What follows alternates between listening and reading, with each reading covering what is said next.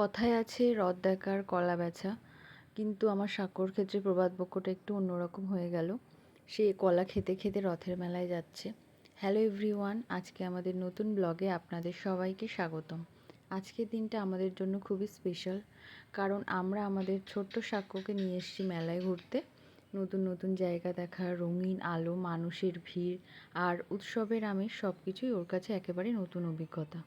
মেলায় ঢুকতেই চারিদিকে কত সুন্দর সাজসজ্জা, নানা রঙের খেলনা, বেলুন, ছোট ছোট দোকান আর বাচ্চাদের আনন্দ দেখে মনটা ভালো হয়ে যায়। আমাদের সাক্ষ্য চারপাশটা খুবই মন দিয়ে দেখছে।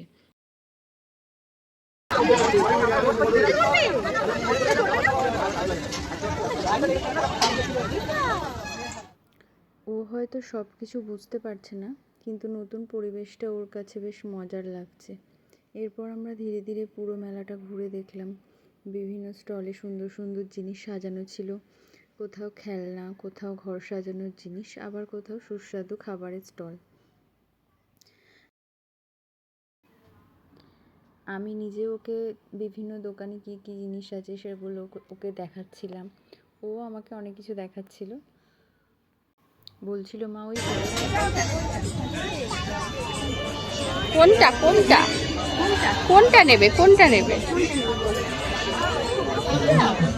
কোনটা বইগুলো নেবে, একটা বলো।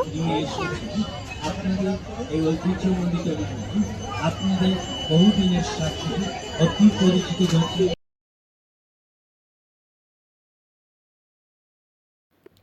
মেলা ঘুরতে ঘুরতে আমরা চলে আসলাম জগন্নাথ দেবের রথের কাছে। সাক্ষ্য রথের দড়ি টানলো এবং জগন্নাথ, বলরাম এবং সুভদ্রা তিনজনকেই প্রণাম করলো।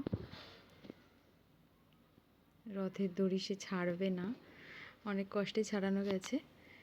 বাচ্চারা বোধহয় এরকমই হয়।